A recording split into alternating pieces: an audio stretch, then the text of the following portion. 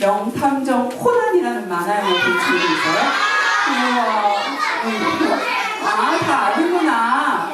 자, 그러면 명탐정 코난은 어떤 일을 하는 사람이죠? 탐정은 어떤 걸 하는 사람이죠? 네? 잃어버린 물건을 찾아주는 사람? 탐정은 어떤 일을 할까요? 친구들? 미스테리. 맞아요. 정확하게 친구가 얘기해줬는데 사건을 해결하는 사람이 바로 탐정이에요. 그런데 명탐정 코난이 사건을 해결할 때 아주 중요하게 생각하는 두 가지가 있어요. 네? 자, 그 두 가지가 뭘까요? 한번 볼게요. 한 가지는 증거, 또 한 가지는 증인이에요. 증거는 그 사건을 해결할 수 있는 아주 중요한 자료가 돼요. 그러면 증인은 또 어떻게 중요하죠? 맞아요. 맞아요.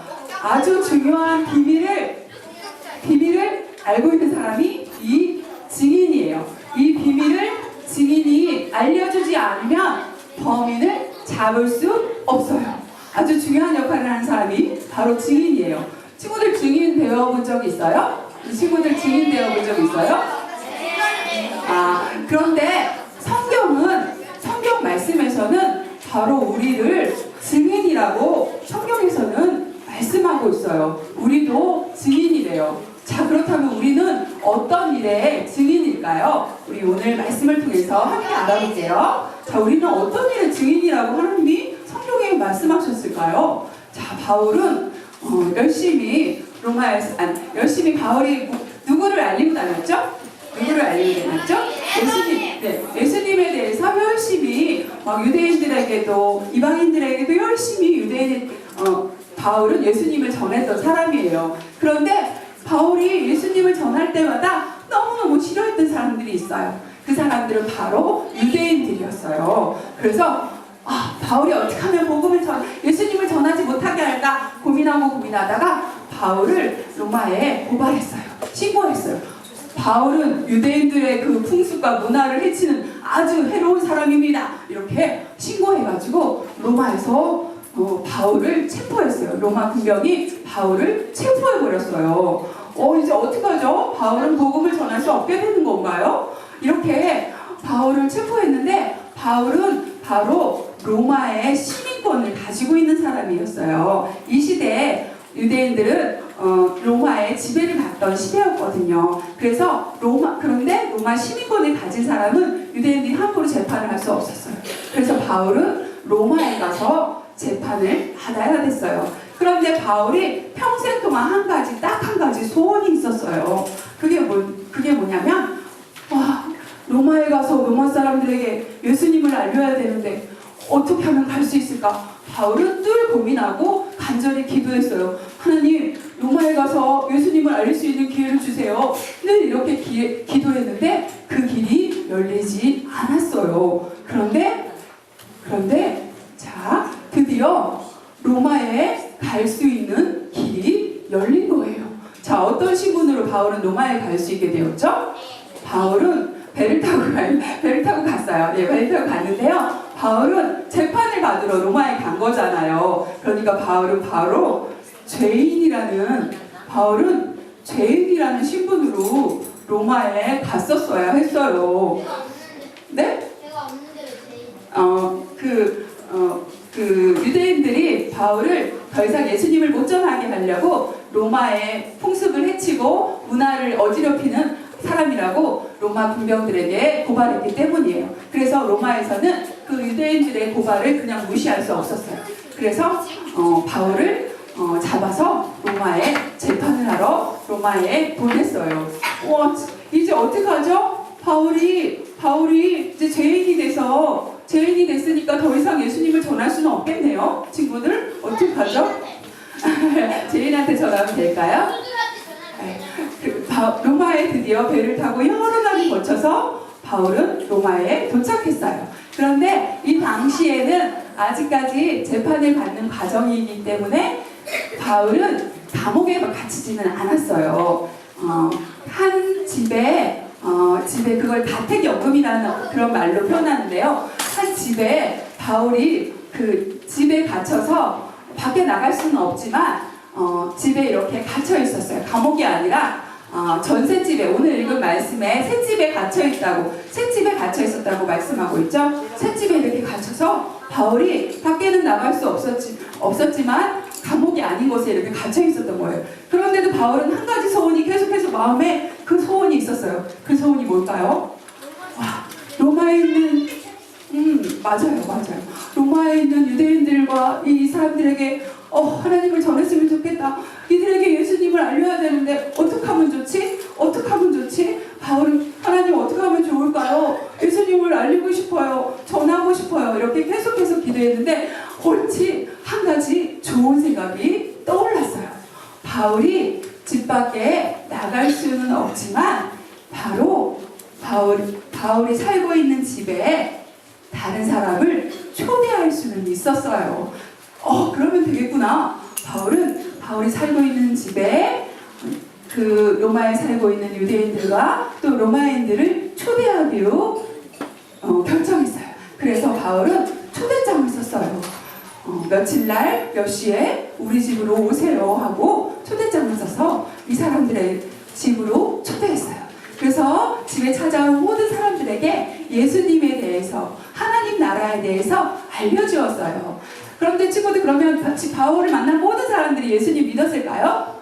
성경을 보면은 예수님에 대해서 바울이 열심히 전해도 어떤 사람은 믿고 어떤 사람은 믿지 않았더라, 이렇게 말씀하고 있어요.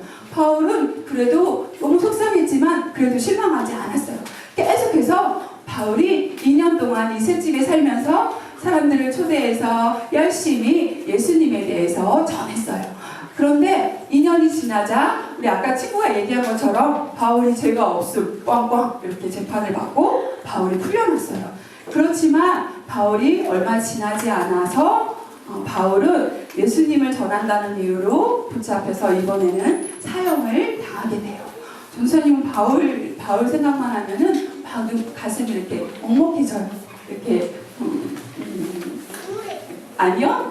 바울만 생각하면 어떻게 저렇게 죽기까지 예수님을 전할 수 있었을까 하고 감동이 와서 눈물이 나고 가슴이 먹먹해진다는 게 우울해지는 게 아니라 가슴이 이렇게 찡해지고 막 눈물이 나고 감동이 온다는 거예요. 전사님 이렇게 바울 생각하면 이런 마음이 들거든요. 바울은 왜 그렇게 죽으면서까지 예수님을 전할 수밖에 없었을까요, 친구들? 왜 바울이 그렇게 네? 자신 있게 얘기해봐요, 지금. 네? 하나님이 어떻게 해서요? 하나님이 소중한 분이니까. 맞아요. 바울이 평생 가장 소중하게 생각했던 게 바로 예수님을 이제 제가 조정을 못하는 거죠? 자, 예수님을 전하는 거로 평생 예수님을 알리는 거. 바울이 예수님에 대해서 알리지 않으면, 전하지 않으면 하나님을 알 수 없고 예수님을 믿을 수 없고 하나님 나라에 갈 수 없기 때문에 바울은 평생 그것을 가장 소중하게 생각했기 때문이에요. 그런데 성경 말씀에 바울뿐만 아니라 우리에게도 하나님께서 이런 귀한 일을 맡기셨다고 성경은 말씀하고 있어요. 우리 말씀 함께 큰 소리로 읽어볼까요? 자, 시작! 오직 성령이 너희에게 임하시면 너희가 권능을 받고 예루살렘과 온 유대와 사마리아와 땅끝까지 이르러 내 증인이 되리라 하시니라. 사도행전 1장 8절 말씀. 아멘. 자, 친구들, 성경은 우리를 누구라고 말씀하고 있죠? 오직 성령이 너희에게 임하시면. 지난주에 우리는 세례를 받고 예수님의 이름으로 세례를 받은 사람에게 누가 와 계신다 그랬죠? 성령. 여기 있는 친구들 다 성령이 우리 안에 와 계세요. 이렇게 성령이 임하시면 내 증인이 되리라고 성경은 말씀하고 있어요. 그래서 이 자리에 있는 모든 친구도 바로 예수님을 전하는 바울만 증인이 아니라 우리 모든 친구들이 바로 증인이라고 성경은 말씀하고 있는 거예요. 우리 친구들도 우리 친구들도 자, 그래요. 그렇군요. 자, 우리 친구들도 그러니까 예수님을 전하는 증인이라고 성경은 말씀하고 있는 거예요. 친구들 예수님 전해본 적 있어요? 예수님 네, 그럴 때, 네, 손 내려도 돼요. 예수님을 전하면 친구들이 어떤 반응을 해요? 어떤 반응을 해요? 네, 어떻게 얘기해요? 안 된다 그래요. 안 된다 그래요, 엄마? 네. 좋아해요. 네. 예수님.